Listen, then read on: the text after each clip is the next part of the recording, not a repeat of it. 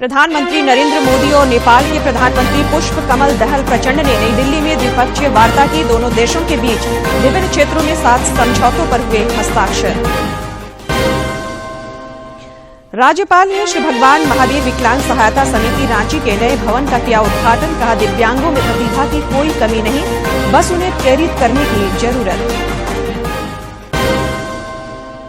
गुमला जिले में सुरक्षा बलों और नक्सलियों के बीच हुई मुठभेड़। 2 लाख का इनामी नक्सली ढेर। दोनों ओर से 100 राउंड से अधिक चली गोलियां। सर्च अभियान जारी। और अगले 5 दिनों तक झारखंड में गर्मी से राहत मिलने के आसार नहीं। मौसम रहेगा शुष्क। मौसम वैज्ञानिक ने दोपहर में बेवजह घर से न निकलने की दी सलाह।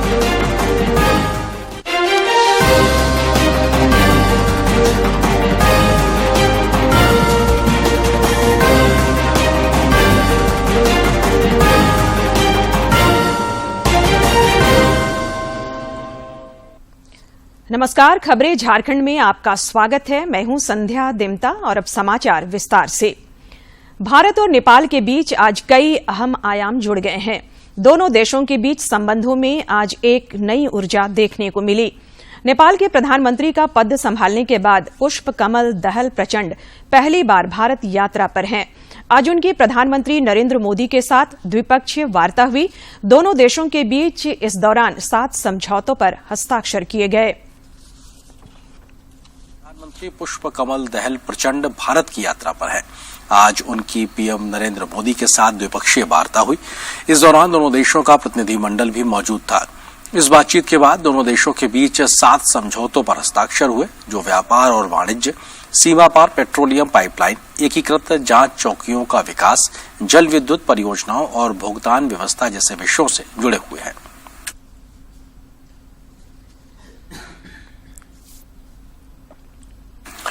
दोनों प्रधानमंत्रियों ने संयुक्त रूप से भारतीय रेलवे की कार्गो ट्रेन को हरी झंडा दिखाकर रवाना किया। यह सेवा बथनाहा से नेपाल कस्टम यार्ड को जोड़ती है।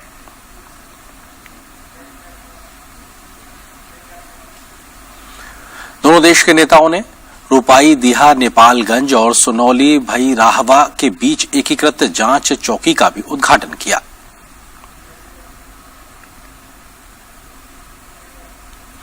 भारत और नेपाल अब पेट्रोलियम पाइपलाइन के जरिए भी आपस में जुड़ गए हैं। दोनों नेताओं ने संयुक्त रूप से भारत और नेपाल के बीच मोतिहारी अमलेखगंज तेल पाइपलाइन के फेज 2 का शिलान्यास किया।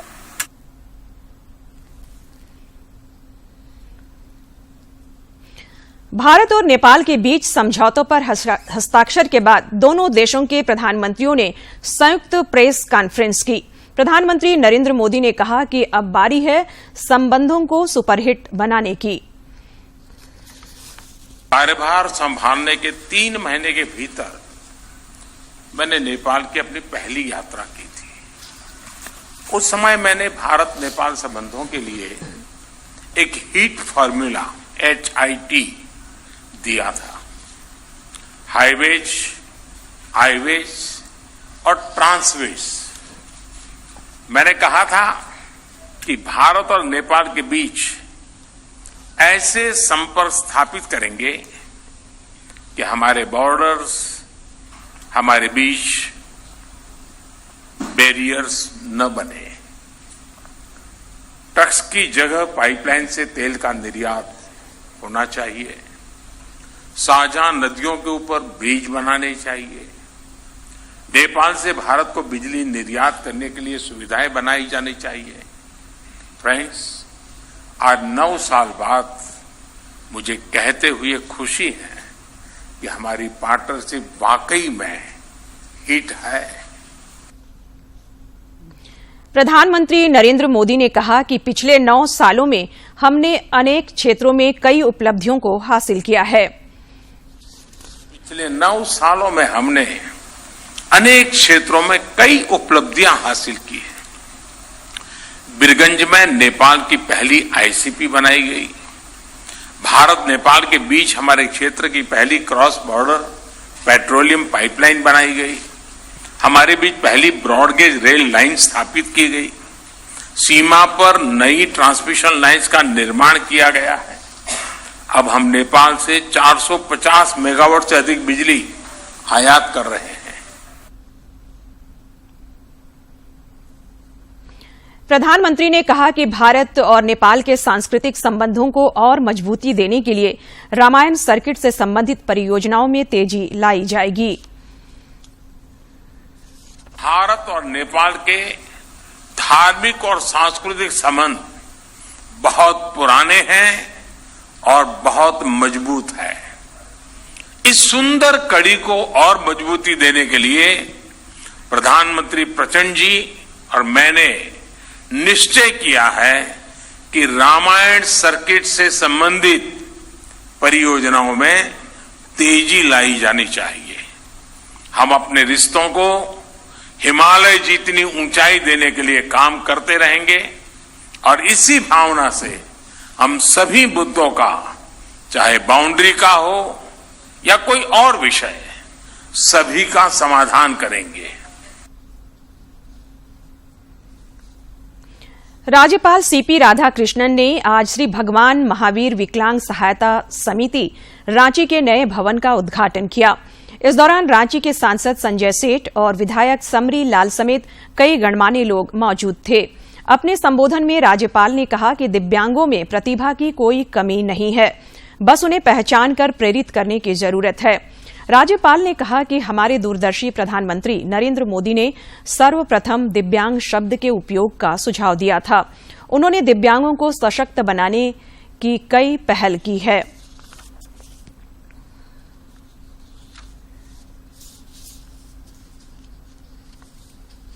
All of you that I will be always with you because you are always for the society. I will be always with you, and whatever your initiative, whether small or big, I wish and pray that should be successful, and it will be successful because all your intentions are always unbiased, and all your intentions are always to help the others, especially the needy poor. That with these words, I wish you all.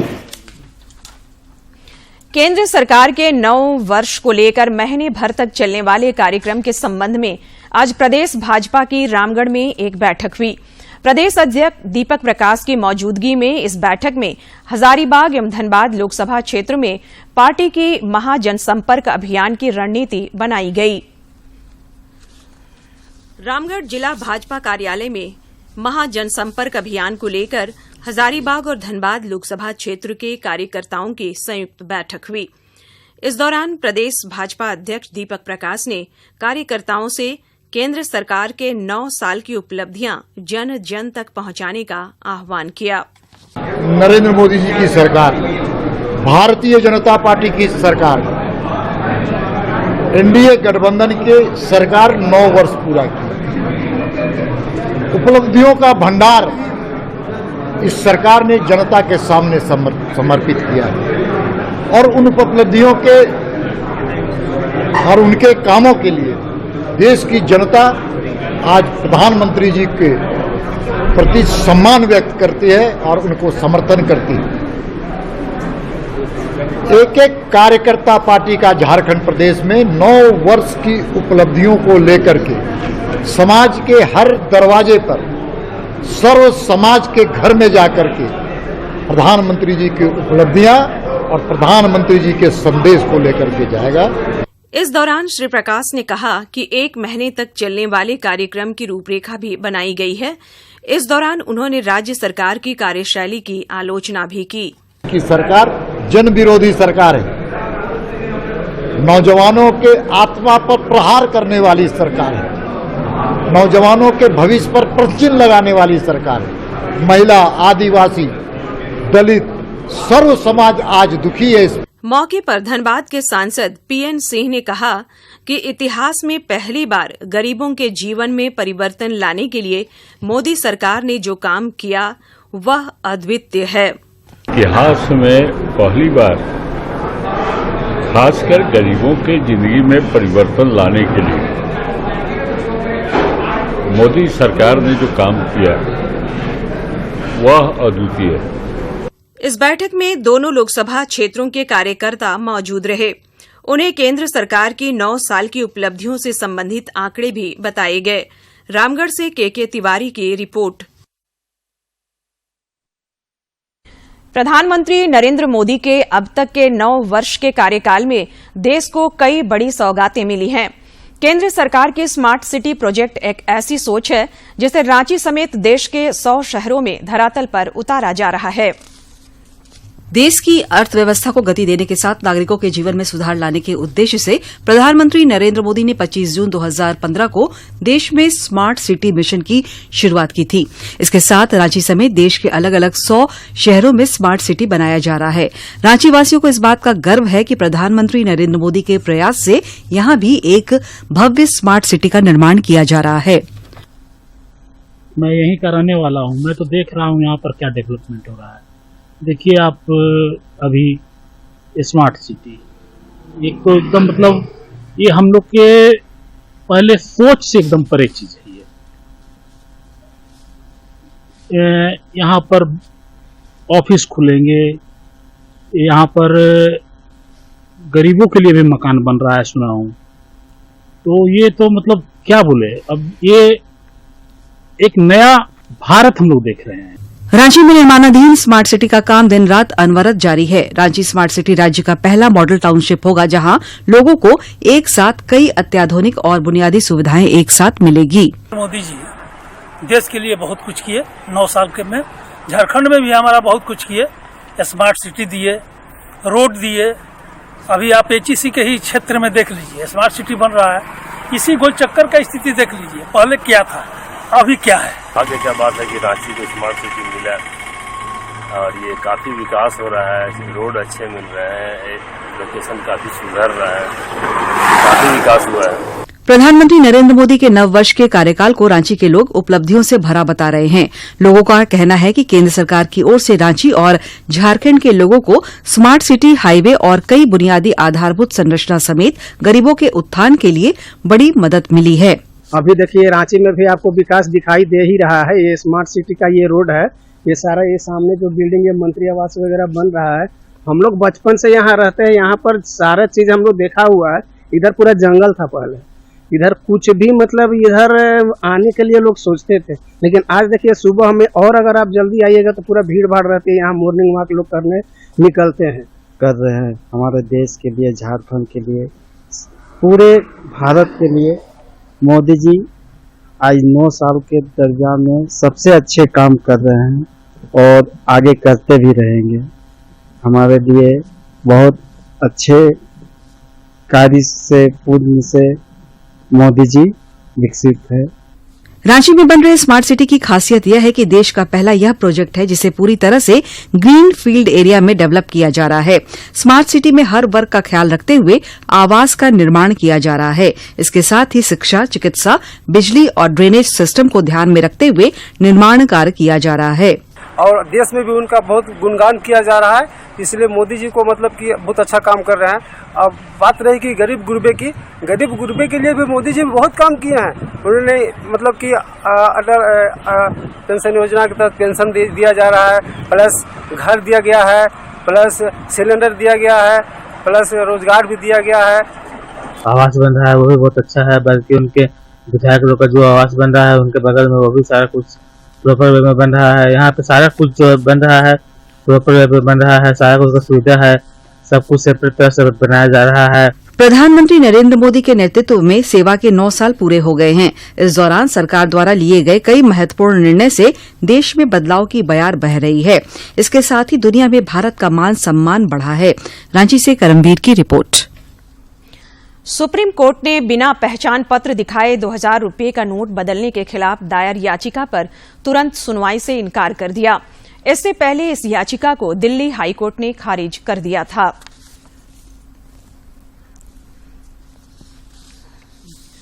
उच्च शिक्षा की गुणवत्ता को सुदृढ़ करने और नियुक्ति प्रक्रिया में पारदर्शिता लाने के उद्देश्य से यूजीसी ने एक स्थायी कमेटी का गठन किया है। उच्च स्तरीय इस कमेटी का चेयरमैन झारखंड केंद्रीय विश्वविद्यालय के कुलपति प्रोफेसर क्षिति भूषण दास को बनाया गया है। 9 सदस्यीय टीम में प्रोफेसर दास काफी अनुभवी हैं, जिसका लाभ पूरी कमेटी को मिलेगा। स्थायी समिति मुख्य तौर पर विश्वविद्यालयों और कॉलेजों में शिक्षकों और अन्य शैक्षणिक कर्मचारियों की नियुक्ति के लिए न्यूनतम योग्यता और उच्च शिक्षा मानकों का उल्लंघन न हो, इस पर विशेष नजर रखेगी। स्थायी समिति एमफिल या पीएचडी डिग्री अवार्ड के लिए न्यूनतम मानकों और प्रक्रियाओं पर यूजीसी विनियमों के उल्लंघन को नियंत्रित करने के उपायों पर भी सुझाव देगी। भारतीय जनता पार्टी ने आज फिर अमेरिकी दौरे पर गए कांग्रेस नेता राहुल गांधी द्वारा दिए गए बयान की आलोचना की है। भाजपा नेता रविशंकर प्रसाद ने कहा कि राहुल गांधी को देश की संस्थाओं पर क्यों विश्वास नहीं है और वे विदेशों में क्यों देश विरोधी बातें करते हैं। Mr. Rahul Gandhi, I wish to respond to your loud claim repeatedly made that you seek to spread love and affection in an atmosphere of hatred. But why you are spreading a market of pessimism, of almost open public display of lack of faith in India's development story. केंद्रीय गृह मंत्री अमित शाह ने कहा है कि केंद्र मणिपुर में शांति बहाली के लिए प्रतिबद्ध है। आज इम्फाल में एक संवाददाता सम्मेलन में श्री शाह ने कहा कि राज्य में हिंसा की घटनाओं की जांच के लिए उच्च न्यायालय के सेवानिवृत्त न्यायाधीश की अध्यक्षता में एक समिति बनाई जाएगी। स्तर के रिटायर्ड न्यायाधीश का न्यायिक आयोग गठित कर जांच करेगा और ये जांच भारत सरकार की ओर से कराई जाएगी। भारत सरकार मणिपुर के गवर्नर साहिबा की अध्यक्षता में एक शांति समिति का गठन करेगी, जिसमें सभी का समावेश होगा। उद्योगपति भी होंगे, खिलाड़ी भी होंगे, राजनीतिक दलों के प्रतिनिधि भी होंगे, चुने हुए प्रतिनिधि भी होंगे और अलग अलग सिविल सोसाइटी ऑर्गेनाइजेशन के प्रतिनिधि भी सभी प्रकार के होंगे। मुख्यमंत्री हेमंत सोरेन ने आज प्रोजेक्ट भवन में विभिन्न विभागों के प्रधान सचिव और सचिवों के साथ एक उच्च स्तरीय बैठक की। इस दौरान मुख्यमंत्री ने जोहार परियोजना पोर्टल पर अपलोड योजनाओं की समीक्षा की। बैठक में मुख्य सचिव सुखदेव सिंह, विकास आयुक्त अरुण कुमार सिंह समेत अन्य अधिकारी भी मौजूद थे।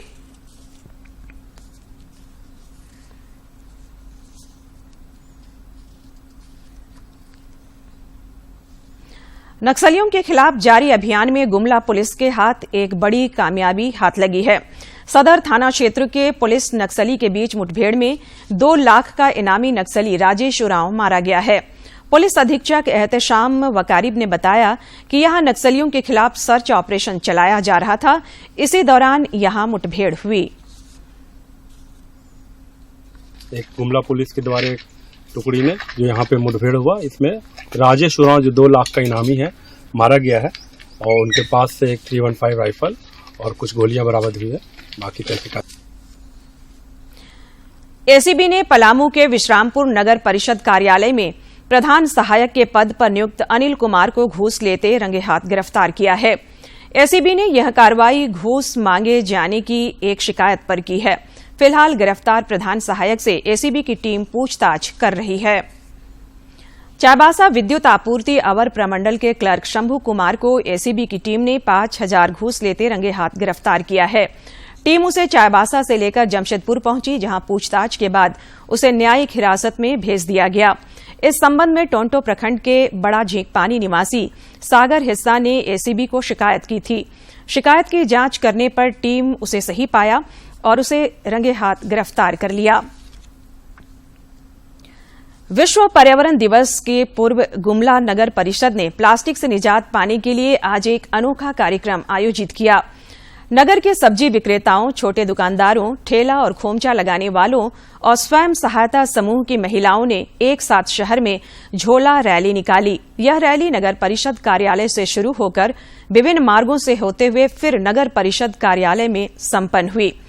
परिषद के कार्यपालक पदाधिकारी संजय कुमार ने कहा कि रैली के माध्यम से लोगों को प्लास्टिक का इस्तेमाल नहीं करने के लिए जागरूक किया जा रहा है। शहर के मुख्य मार्गों का भ्रमण किया, हाथों में थैला लेकर के मतलब कि हमें इसको सपोर्ट करना है और जो है प्लास्टिक को हमें बायकॉट करना है, उसको तौबा करना है। प्रधानमंत्री नरेंद्र मोदी ने इस महीने की 21 तारीख को 9वें अंतर्राष्ट्रीय योग दिवस के लिए लोगों को तैयार रहने को कहा है।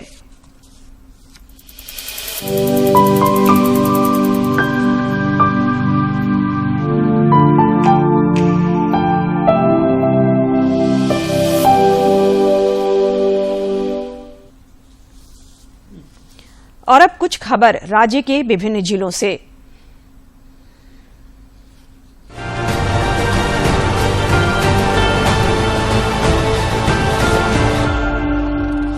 लघु उद्योग भारती द्वारा झारखंड में महिला उद्यमी की प्रथम इकाई की प्रतिस्थापना की जा रही है। राज्यपाल सीपी राधाकृष्णन के द्वारा कल रांची में इसका विधिवत उद्घाटन किया जाएगा। कार्यक्रम की सफलता के लिए चैम्बर भवन में पदाधिकारियों की संयुक्त बैठक हुई।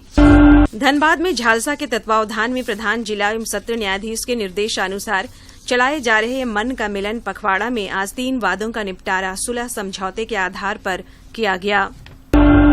गुरु अर्जुन देव जी के शहीदी दिवस पर जमशेदपुर के गोलमुरी चौक पर छबील लगाकर ठंडे शरबत और चने का वितरण किया गया। कार्यक्रम में अन्य लोगों के अलावा पूर्व मुख्यमंत्री रघुवर दास उपस्थित थे।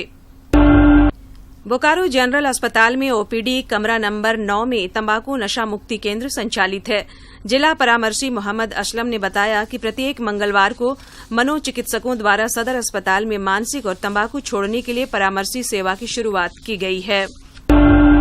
दिल्ली में साक्षी की बेरहमी से हत्या मामले को लेकर आरोपी को फांसी देने की मांग को लेकर आज रांची में हिंदू संगठनों और महिलाओं ने जोरदार प्रदर्शन किया। उन्होंने दोषियों को फांसी देने की मांग की। रांची के अनगढ़ा में एक जंगली हाथी ने बीच सड़क पर एक ऑटो और बाइक सवार पर हमला कर दिया। 1 दर्जन लोग हाथी के इस हमले में बाल बाल बच गए। हजारीबाग के केरीडारी पुलिस ने उग्रवादी संगठन PLFI के नाम पर 2 करोड़ रुपए लेवी मांगने वाले 2 आरोपियों को गिरफ्तार किया है। पुलिस अधीक्षक मनोज रतन चौथे ने बताया कि केरीडारी स्थित BGR माइनिंग कंपनी से 2 करोड़ रुपए की मांग की गई थी। आदर्श आचार संहिता उल्लंघन के मामले में झरिया के पूर्व विधायक संजीव सिंह को अदालत से राहत नहीं मिली। अदालत ने मामले के नामजद आरोपी झरिया के पूर्व विधायक संजीव सिंह और मासस नेता रुस्तम अंसारी को दोषी पाया और दोबारा ऐसा नहीं करने की हिदायत देते हुए मुक्त करने का आदेश दिया।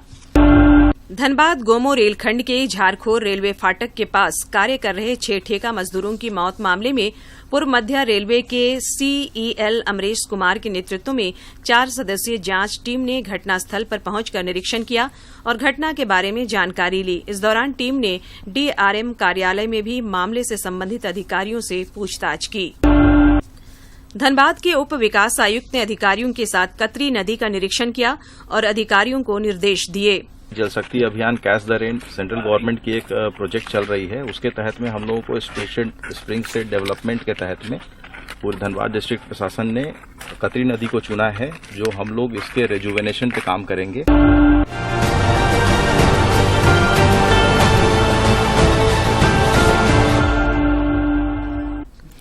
रामगढ़ के चुट्टूपालू घाटी में आज एक सड़क दुर्घटना के चलते करीब 3 घंटे तक राष्ट्रीय राजमार्ग बंद रहा। इस वजह से दोनों तरफ गाड़ियों की लंबी कतार लग गई। दरअसल लोहे की सरिया ले जा रहा एक ट्रक अनियंत्रित होकर कई गाड़ियों को नुकसान पहुंचाते हुए बीच सड़क पर पलट गया। इस हादसे में 5 लोग घायल हो गए। अगले 5 दिनों तक झारखंड में गर्मी से राहत मिलने के आसार नहीं हैं। मौसम वैज्ञानिक अभिषेक आनंद ने बताया कि इस दौरान मौसम शुष्क रहेगा। उन्होंने लोगों से दोपहर में बेवजह घरों से न निकलने की सलाह दी है।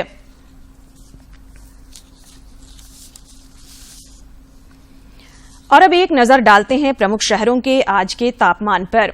राजधानी रांची का अधिकतम तापमान 37.6 और न्यूनतम 25.8 डिग्री सेल्सियस रिकॉर्ड किया गया। जमशेदपुर का अधिकतम तापमान 41.2 और न्यूनतम 26.4 तथा डाल्टनगंज का अधिकतम तापमान 41.8 और न्यूनतम तापमान 28.2 डिग्री सेल्सियस रिकॉर्ड किया गया। विरोध और हंगामा कर रहे पहलवानों के अड़ियल और मनमाने व्यवहार पर लगातार सवाल उठ रहे हैं। उनके इस हंगामे का भारतीय कुश्ती ही नहीं, युवा पहलवानों का भविष्य भी अनिश्चितता का शिकार होता जा रहा है। देखते हैं इस रिपोर्ट में।